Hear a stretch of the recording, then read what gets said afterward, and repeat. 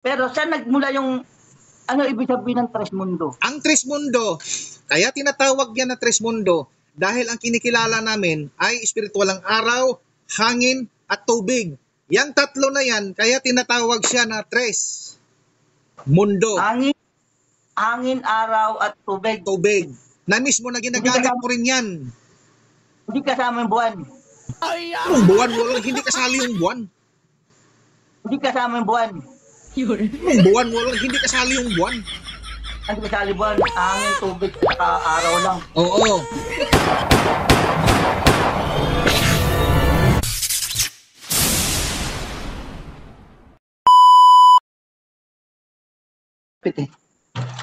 Ang tanong ko, bakit ganun yung ang barang sa asawa ko, umamin siya naman lang sa ginawa niya. Oh.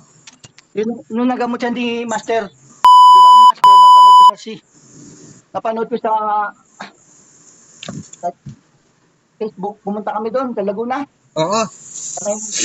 Sa may Alinaw. Ngayon, unang punta namin, hindi siya nagamot. Oo. Nanap namin, tapos sinamahan kami kuya doon sa may isa pang manggagamot. May nakilala kami doon kami sinama. Galing Antipolo kami. Oo. Tapos ang pagsama sa amin, ginamot niya asawa ko. Binigay ng buong baon ng nyog. Mga baon ng nyog, pangontra daw. Tiningin kami, 7,000. Hindi naman gumaling asawa ko. Tapos pinababalik kami ulit. Kailangan daw i-cleansing yung bahay, punsin niya. Kakausapin kami. Hihingihan kami 50,000. Sabi ko, wala. Kaya kami nagpunta sa mga albularyo. Gusto pera namin sa doktor. hindi naman sa sinisiraan ko yung mga antingero. Yung mga manggagamot na yan. Marami naman ding gumagaling din yan sa kanila. Hindi lang lahat. Mayroon talagang hindi gumagaling. Pero kuya, unang punta namin, ito na, binigyan ang asawa ko ng bao. Hinawakan sa amin, hinawakan sa asawa ko, yung bilog. Tapos, hindi pa daw niya gawa yun, kami medyo mahina pa, pero gumagana na daw. Hinawakan sa asawa ko. Tapos, hiniwa-hiwa ng blade yung nagiwa siya ng blade. Doon sa may papel, putol-putol yung papel. Hiniwa niya doon sa kamay ng asawa ko. Wala, takot yung asawa ko. Takot, ganun din ako. Tawa ka mo, pag nililagos ako eh. Blade, di ba masakit? Gano'n na, apa? Okay. Nandiyan pa ba yung mga baon na yan? Nandiyan pa sa'yo, yung mga baon na yan? Binasag na nung pangalawang pinuntahan namin. Pinata? Tapos, binasag. Binasag niya? Oo. Eto ngayon. Sabi ko gano'n eh. Pag may meron pala kami nito, kahit magtagaan kami ng asawa ko, pag nag-aaway kami, hindi pala kami masusugatan. Parang nakapit pa namin, kaibigan namin. Ganito na lang, bro. Kuya, ito ba? Yung kasama namin pinainom din. Nung nakainom na kami, tinanggal yung takot. Yung nasa loob, nakababad na pitos. Putang ina na yan. Nakakadiri yung gano'n, hype na yan. Naalala. Nagbayad tayo ng 7,000, pinainom tayo ng gano'n, binigyan tayo ng bao. Wala naman nangyari. Masakit pa yung binti ng asawa ko, di makaalakad. Ganito. Dalhin mo yan dito sa amin. Chat mo yung address, kuya. So, ang Diyos na pinaniniwalaan ko, kuya, ang Diyos na kataas-taasan, ang lumikha ng langit at lupa. Mali. At Yahweh. Ang lumikha ng mundo natin, ang spiritual ng mundo, ang naglikha dito sa mundo natin. Ang spiritual ng mundo, ang siyang naglikha dito sa mundong ginagalawan natin. Ngayon, ang kinikilala ng Trismundo ay ang kalikasan. Ang tagapangalaga ng araw, hangin at tubig na ikaw mismo, simula pagkatao mo, ay ginagamit mo na yan hanggang ngayon. Hindi mo lang siya nakilala. Oo. Ang tagapangalaga ng lupa at ang tagapangalaga ng lupa, ang tatlong black spirit na siyang naghulma sa katauhan natin. Binuo tayo para maging tao. At ang tagapangalaga ng kalikasan, ang Buddhist, na tagapangalaga ng spiritual ng araw, hangin at tubig, doon pinasok sa tao na hinulma na yon, kaya nabubuhay tayo bilang isang tao dito sa mundong may buhay na ginagalawan natin. Kaya kami, Trismundo, hindi kami naniniwala sa mga Diyos-Diyusan nyo. Kasi mali ang dinala ng dayuhan dito sa atin. Tanong ko sa'yo, sa buong Asia, sa China, Hong Kong, saan pa, basta dito lang sa parting Asia, anong kinikilala nila? Buddha? Buddha, Buddhist. Pero ang Buddhist. Pilipinas, anong kinikilala ng Pilipinas? Marami. Dami. Maraming sekta. Oo. Di Ang ko na- totoo, di mo na, ang totoo, tama yung ibang nation na kinikilala nila ang Buddhist. Ang Buddhist ay siyang tagapangalaga ng spiritual ng araw, hangin at tubig. Yan yun. di na, ako, Matagal na sa amin natin yung ginagamit. Tayo lang yung hindi natin kinikilala. Ngayon, pinagmamalaki nila si Hesus Kristo, ang Diyos, ang siyang naglikha ng mali. Hindi, hindi ganon. Sadyang dala ng dayuhan dito, pinapa-intindi sa atin. Ngayon, pag ayaw mong kubilala, mapunta ka sa dagat-dagatang apoy, mapunta ka sa imperno, mayroong demonyo. Hindi naman yan totoo. Gawa-gawa lang ng kwento yan. Kami, Trismundo, nakikita at ang tinatawag namin, buhay. Hindi tulad dyan sa mga kinikilala nyo, na Diyos-Diyusan, inukit sa bato, inukit sa kahoy, hindi ako nag-ano ng galing sa Biblia. Anong Biblia na yung gawa ng tao yan? Sinulat ng tao yan. Ang agos namin ay siyang ikatlong isinugo ng ating Ama. Mismo, ang Ama, ang pumapasok sa Kanya, ang siyang magbibigay mensahe para sa amin.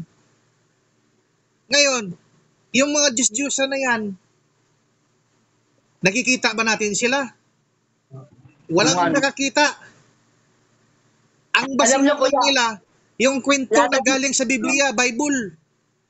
lahat ng simbahan, pinasok ko na.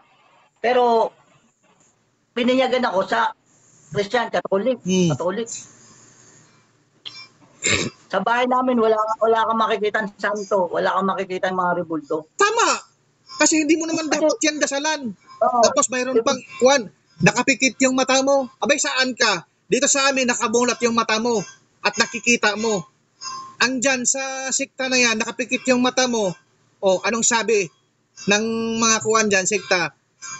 Pag ikaw ay kumilala ng Diyos natin, ikaw ay bibigyan ng buhay na walang hanggan pag ikaw ay namamatay. Ay, totoo nga, buhay na walang hanggan. Kasi ako mismo ang nagpapatunay sa mama ko at papa ko, namatay na sila. Ngayon, ang pangatlong isinugo namin, ang pangatlong isinugo ng ating Ama, ay siyang humugot sa kaluluwa ng magulang ko at pinasok sa katauhan. Isa lang ang kuwang ko sa kanya, kumbaga landmark, o yung timalahanan ba sa Bisaya, na pag unang kita namin, magsasabi agad yan sa akin na, kumusta? Ganon. Nung pinasok na siya, anong sabi niya sa akin? Pag nung nakita niya ako, tulungan mo ako na puro kadiliman ang nilalakaran ko, walang katapusan. Yan yung sinasabi na buhay na walang hanggan.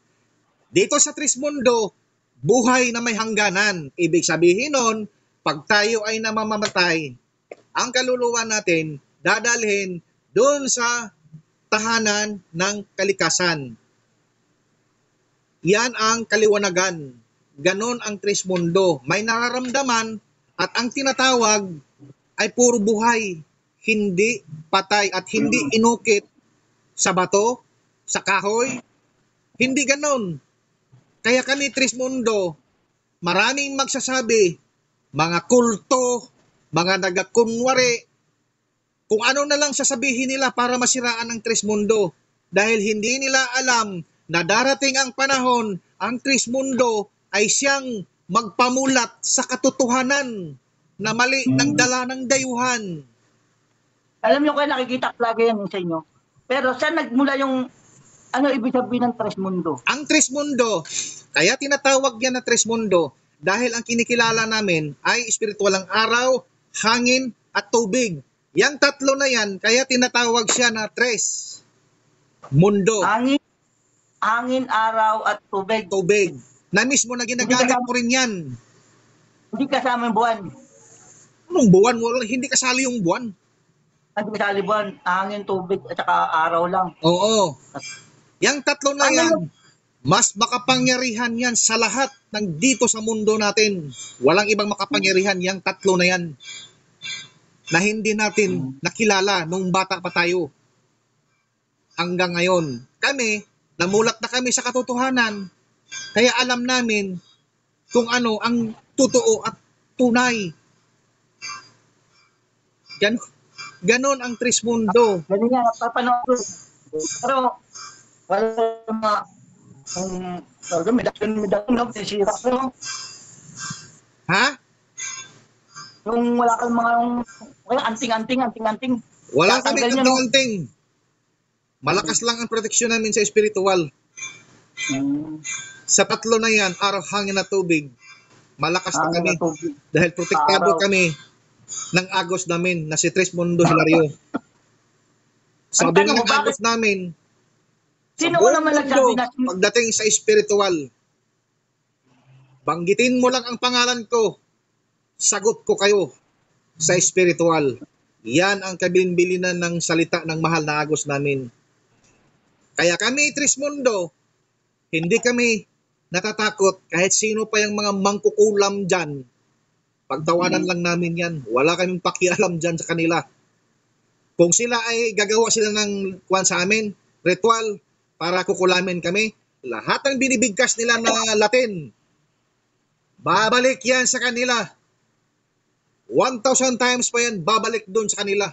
Ang sakit na binibigay nila sa amin.